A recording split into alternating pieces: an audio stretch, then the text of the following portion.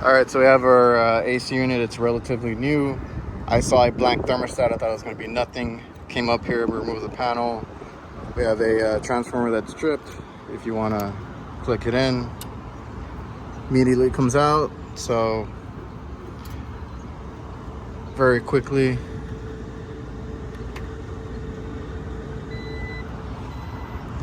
We do have 205 across the board, so we're looking for a issue on the low voltage side. So let's start disconnecting the stuff. So step by step, remove anything that controls compressors, blower motors, all that. I left common and R on there. Still trips. So let's keep going. So, I mean, we don't have anything that's jumping out at me, but we're gonna isolate all the wires. That way we know everything going down is not the issue, or it is the issue.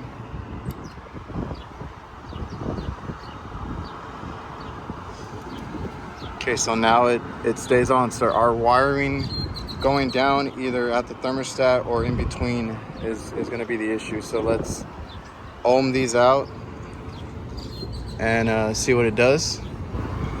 All right, so your red is your main source of voltage. Your common is kind of like a ground. So if we're checking continuity, we have the tone. When the thermostat works, it closes each one of these components to the 24 volts. So I'm gonna go isolate the wires at the thermostat. So I'm just gonna remove them, make sure they're not touching, and then we're gonna check continuity and see if any of these wires are stripped or touching anywhere. And then we'll see if we can make a quick adjustment on the fly, or if we have to replace the whole wiring. So I'm not familiar with those thermostats, but I was getting a tone with it not even hooked up. So now I'm not getting a tone on any of these. So our wiring is fine.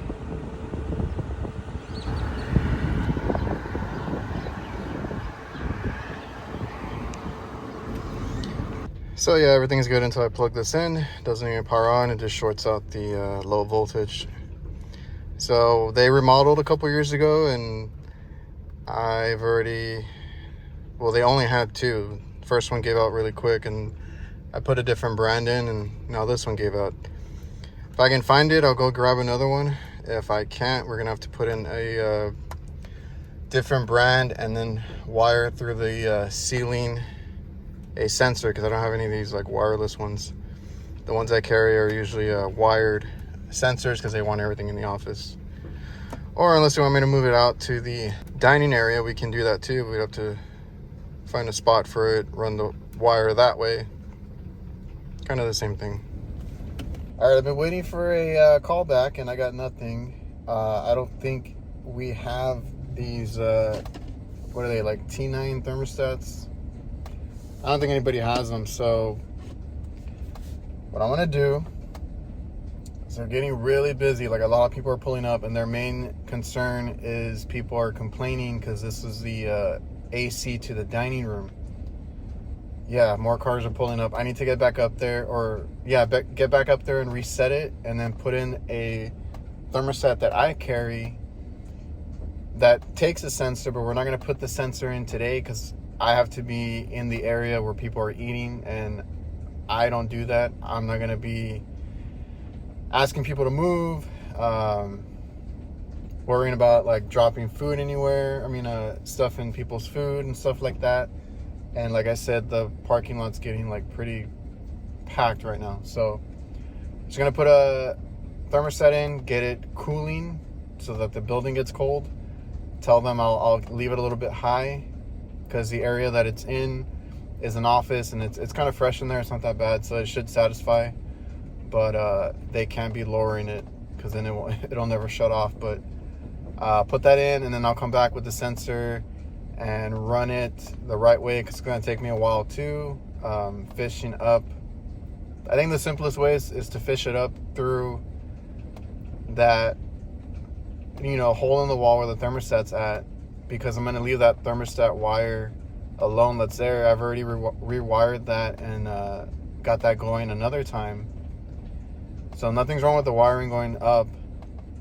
We just have to add 2 strands, but I only have 7 strand pieces. So we're going to add a piece of wire so we can run 2 wires from the thermostat to a sensor.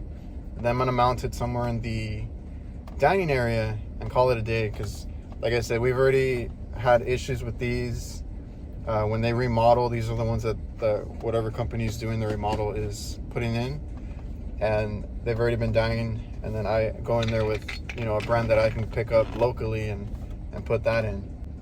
So let me go turn it on before, you know, people are complaining again. All right, so here's what I have as far as remote sensors or wired sensors, and I do have one. We just have to run it, like I said. Those are not remote. Those are just basic thermostats.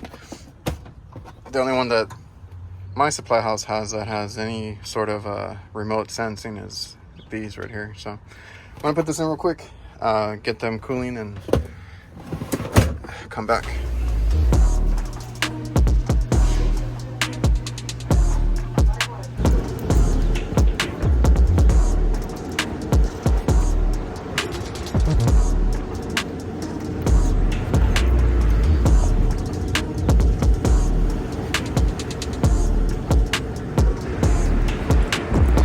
Find a purpose for this MB2, so it's like a quick service PM bag. But let's open this back up. And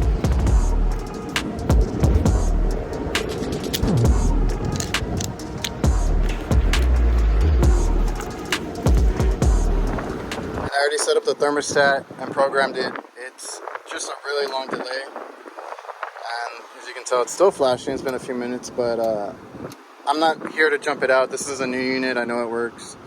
I need it to turn on and function normally, so I have to wait out the delay on this one. And then, yeah, we're gonna just get them going for now. Like I said, it's already getting late on a Friday, so I just want to make sure that their customers in the dining are getting cooling. There we go. And everything turned on, so we're good. All right, so actually I can splice into it. There's a brown and a red wire not being used.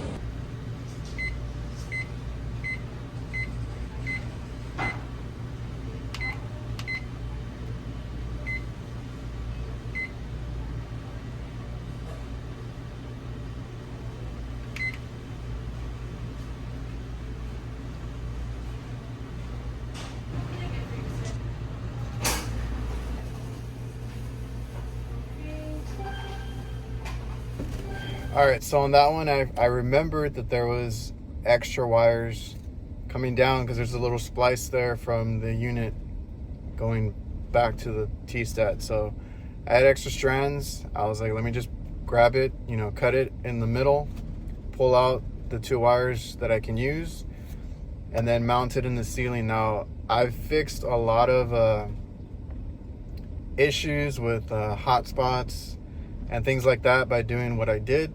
I try to mount the sensor. Here I did it as best as I could to get it away from any lights, any source of heat, because I don't want it to pick up that kind of stuff, and put it as close to the return as I can. If I can, I'll put it right by the return. This one was like, I think a tile down or so. So I didn't want to put it a little closer because then there was two light bulbs right there. So put it in. It's very discreet. It's better than, you know, drilling a hole into the wall, fishing down some wire and all that. For the most part, as long as I put it by the returns, it reads fine. It read 75 because I had it off, and then as soon as I turned it on and it started circulating, it went down to 68 real quick, and it satisfied. So now they're gonna have a good control of that dining in the meantime, because I had to come back in the morning when there was no people, in the meantime, I just left it at, I don't know, like 78, so it wouldn't overrun.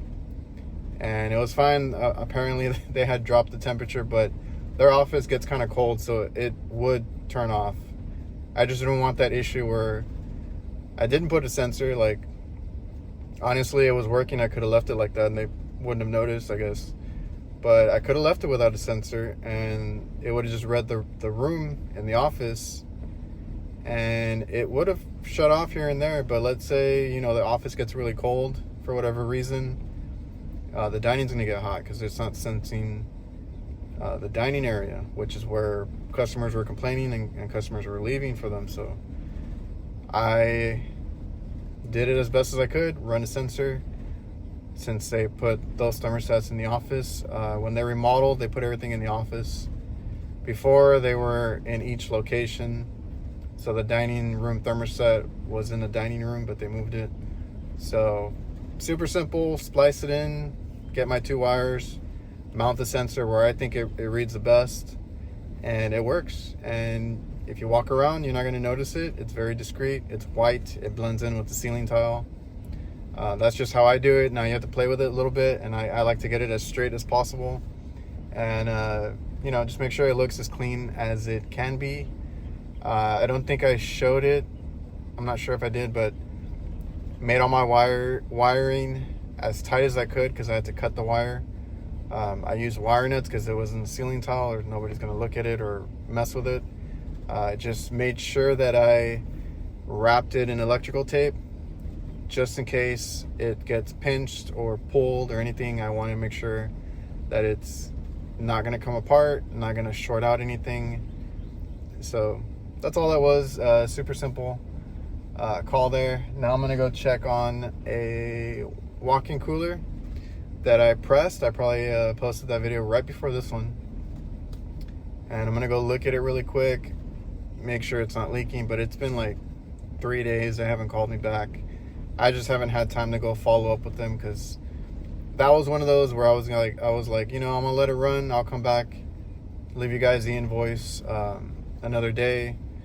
It's close to my house, so it's not a big deal. I can hit it up on my way home. So right now I'm gonna go check it out, take a break, and then I need to go pick up some parts and stuff. So we'll see how that unit's doing.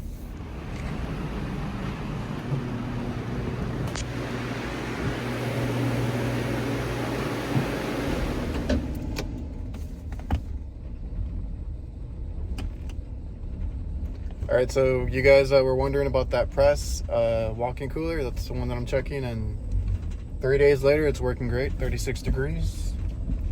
If we had any kind of leak, it should have already caused an issue, and it hasn't. So, and like with anything, if it fails, something happens, I will keep you guys updated. I don't use stuff like this lightly. I run a business, and if it messes up, I'm not going to continue to use it or tell you guys to get it. So I'll keep you guys updated. That's it for this video. Pretty straightforward on the calls. Hope you guys enjoyed. Remember to like, comment, subscribe, you know, all that good stuff, and I'll see you guys.